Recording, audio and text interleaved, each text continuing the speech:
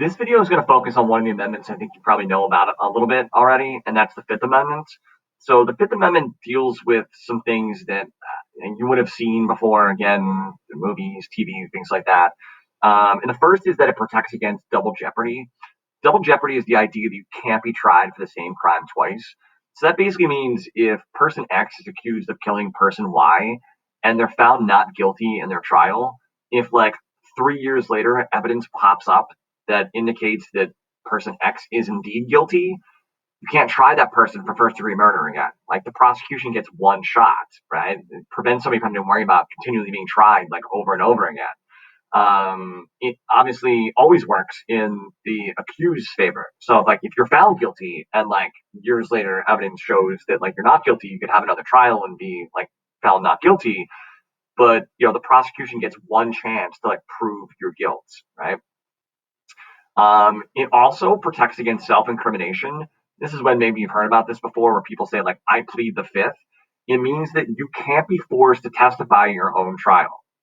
Like you can't be forced to sort of take the stand, right? And subject yourself to cross-examination if you're the one that's accused of committing the crime. Again, no forced like testifying in your own trial. So this video just does a real quick examination of like not testifying at your own trial. Does pleading the fifth mean you're guilty? That's a crucial question in courtrooms every day, but it's also a matter of national significance. I'm Noah Feldman, and this is The Method, where I break down hard questions into the core values and ideas behind them. Start with the view that rights are rights. If you have a right against self-incrimination, then the presumption of innocence means that nobody in the world should walk around assuming that you're guilty or have something to hide just because you invoke the right. The moral value at the core of this view is that a right shouldn't be restricted to what you do in court, but should tell us something broader about the whole society, and should reveal the idea that non-self-incrimination really amounts to a presumption of innocence. On the other hand, is the view that says just because you have a right in court doesn't mean the rest of us have to be stupid about what it means in the real world.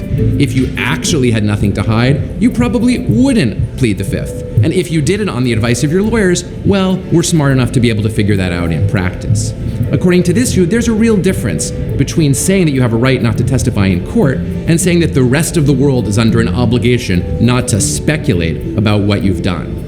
Are rights something you carry with you wherever you go in the world, or are they restricted to the courtroom? Make your choice, and you'll know who you are.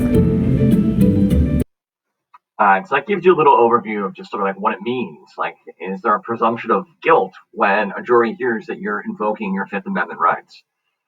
And then the last part of the Fifth Amendment, this might be the part that you're least familiar with. It basically specifies that the government has to compensate you if they take your property.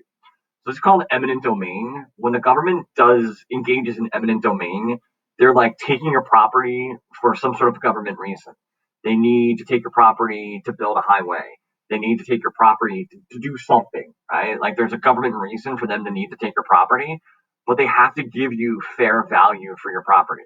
So if they need to take your home in order to knock it down to build a new highway, they have to give you what the approximate value of your home is, right? A lot of people, this is very frustrating to them because what the value of the home is one thing, but what you do is you lose the ability to put it up like on the market and have people compete against it. We all know what our homes are worth, but like best case scenario is you have a couple families that are all bidding higher than like what it's worth because they want the house that bad. When the government seizes your property for eminent domain, you unfortunately lose that.